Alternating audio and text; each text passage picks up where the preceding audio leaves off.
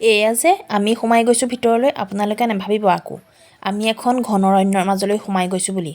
আমি কোনো ঘন অৰণ্যৰ মাজলৈ সোমাই যোৱা নাই আৰু এখেতসকলো কোনো ঘন অৰণ্যৰ মাজৰ পৰা ওলাই অহা নাই। আমি আহিছোঁ এটা অতি সুন্দৰ ঠাইলৈ।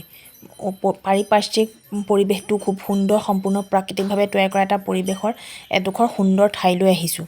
আহি খুব ভাল লাগিছে। ইয়াৰ সকলোবোৰেই হ'ল কাঠ বাঁহেৰে তৈয়াৰী। ইয়াত প্লাষ্টিকৰ কোনো ব্যৱহাৰেই নাই। নমস্কাৰ, good evening friends, welcome back to my another vlog. আজি আমি আহিছোঁ আমাৰ খুমটাই সমষ্টি, গোলাঘাট জিলাৰ খুমটাই সমষ্টিত থকা এডোখৰ বিশেষ ঠাইলৈ। আগতে এই ঠাইবিলাক আছিলে পৰিত্যক্ত অৱস্থাতেই আছিলে, কিন্তু আমাৰ খুমটাই সমষ্টিৰ বিধায়ক মৃণাল শইকীয়াদেৱে এই পৰিত্যক্ত ঠাইসমূহ ইমান সুন্দৰভাৱে সকলোৱে উপযোগীকৈ সজাই পেলালে। মানে ইয়াত ইমান সুন্দৰ এটা ৰূপ দিবলৈ চেষ্টা কৰিছে, দেখি সঁচাই এতিয়া বৰ ভাল লাগে। এতিয়া গোলাঘাটত আমাৰ বহুত জেগা ফুৰিবলৈ আছে, বিশেষকৈ যোগীবাৰী বিলখন যিখন, সেই বিলখন ইমান সুন্দৰভাৱে প্ৰতি বছৰেই জানুৱাৰীৰ সময়ত আগতে পাতে বাৰ্ড ফেষ্টিভেল, এতিয়া পাতিছে ফ্লাৱাৰ ফেষ্টিভেল। মেলামৰাস্থিত যি মেলুহা ইনে পৰি থকা এডোখৰ জেগা ইমান সুন্দৰ এটা ৰূপ দিলে। আকৌ সতীসাধিনী কলাক্ষেত্ৰ সৃষ্টি কৰিলে মৃণাল শইকীয়াদেৱৰ তত্ত্বাৱধানতে। সঁচাকৈ বিশেষভাৱে ধন্যবাদ তেখেতলৈ। আমাক সঁচাই এনেকুৱা এজন জনপ্ৰতিনিধিয়ে প্ৰয়োজন। আৰু আমি এতিয়া বৰ্তমান উপস্থিত আছোঁ মেলামৰাস্থিত মেলুহা এখন, আপোনালোকক কি বুলি ক'ম, মেলুহা এটা খুব সুন্দৰ জেগা। ইয়াত মানে পুৰণা বস্তুখিনিক নৰূপ দি সকলোৱে উপযোগীকৈ সজাই পেলাইছে। এয়া যে এইখন চকী, এখন কাঠৰ ওলোমা চকী, সকলো সৰুৰ পৰা ডাঙৰ সকলোলৈকে বহিব পাৰি। আকৌ ইয়াত ৰাখিছে এইখন চৈ দিয়া গৰু গাড়ী, আগতে যিখন গৰু গাড়ীত দৰা যায় কইনা আনিবলৈ। আৰু সকলোখিনি মানে ইয়াত প্লাষ্টিকৰ কোনো ব্যৱহাৰেই নাই, কাঠ বাঁহেৰে তৈয়াৰ কৰি পেলাইছে। ইমান ধুনীয়াকৈ মানুহ, আৰু 1 তাৰিখৰ দিনটোত ইমান মানুহৰ ভিৰ হৈছে ইয়াত। অৱশ্যে প্ৰত্যেক দিনেই মানুহ হয়, কিন্তু সমাগম বহুত হয়। কিন্তু আজি 1 তাৰিখ বুলি অলপ বেছি। এইটো পাকঘৰ চাওকচোন, ইমান ধুনীয়াকৈ হাইজেনিকভাৱে পাকঘৰটো সজাই পেলাইছে। এইটো চৌকা, ওখকৈ চৌকা ৰাখিছে গোটেই সমস্ত। এইটো দেখিছে মাটিৰ চৌকা, 2টা চৌকা আছে ওখকৈ, ইমান ওখকৈ বনাই ৰাখিছে।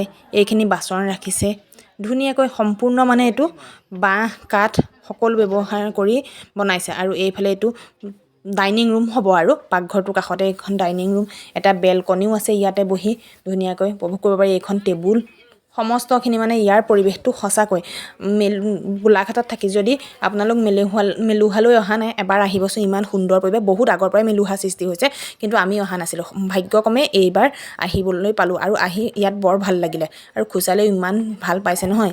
ইয়াত ভিন্ন প্ৰকাৰৰ অৰ্কিডবোৰ আছে, একদম ক'বই নালাগে। আৰু এইবোৰ চিৰিবোৰ ইমান ধুনীয়াকৈ বনাইছে। আৰু ইয়াত পৰ্দা বুলি নাই, পৰ্দা ছিষ্টেম। এইবোৰ চব ডাঠ শিকলি দি পেলাই, শিকলি অঁতৰাই যাব পাৰি। ইটো কোঠাৰ পৰা সিটো কোঠালৈ যাবলৈ হ'লে এনেকৈ পৰ্দা গোটেই দীঘল শিকলি দি থৈছে। আৰু এইবোৰ চিৰিবোৰো ইমান ধুনীয়া।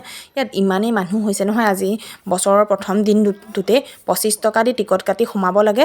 আৰু ইয়াত বহুতো গোটৰ নিবনুৱাসকল নিযুক্ত হৈছে, আৰু বহুতো স্বেচ্ছাসেৱী সংগঠন মানে আত্মসহায়ক গোটৰ মহিলাসকলো জড়িত হৈ আছে। ভালেই হৈছে, সকলোৱে এটা সংস্থাপন পাইছে। আৰু পুৰণা সকলোখিনি জাকৈ, খালৈ, ডলা, কুলাৰ পৰা আৰম্ভ কৰি এইবোৰ জোলনাবোৰো ইমান ধুনীয়া নহয়। আৰু কোনো ভয় নাই যে জোলনাখিনি ভাগি সৰি পৰিব নেকি, সকলোৱে উঠিব পাৰে জোলনাখিনিত। এইবোৰ ময়ো জোলনাখনত এপাক উঠিলোঁ, প্ৰায় 4-5 জন একেলগে বহিব পাৰে, কিন্তু ই ছিগি পৰিব বুলি কোনো ভয় নাই।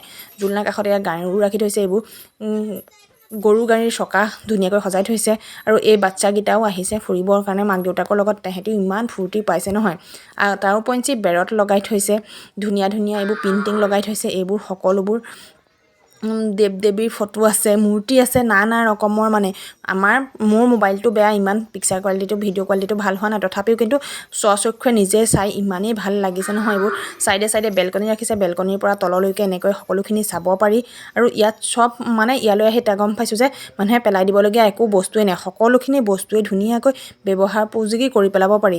ইয়াত ৰখা ডাষ্টবিনখিনিও হৈছে বাঁহৰে। ডাষ্টবিনখিনি এনেদৰে জুলুকি জাকৈ এনেদৰে ৰাখি পেলাই গোটাই তাত ডাষ্টবিন কৰি থৈছে।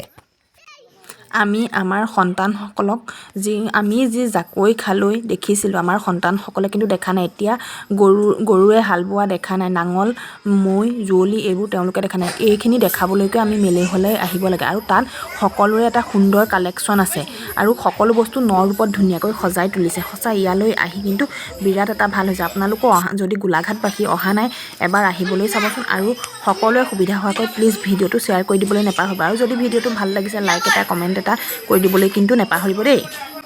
ভিডিঅ'টো শেষলৈকে চোৱাৰ বাবে আপোনালোক সকলোকে পুনৰবাৰ ধন্যবাদ জ্ঞাপন কৰিছোঁ। আকৌ পুনৰ এটা নতুন ভিডিঅ'ত লগ পোৱাৰ প্ৰতিশ্ৰুতিৰে আজিলৈ আহিছোঁ। Bye bye.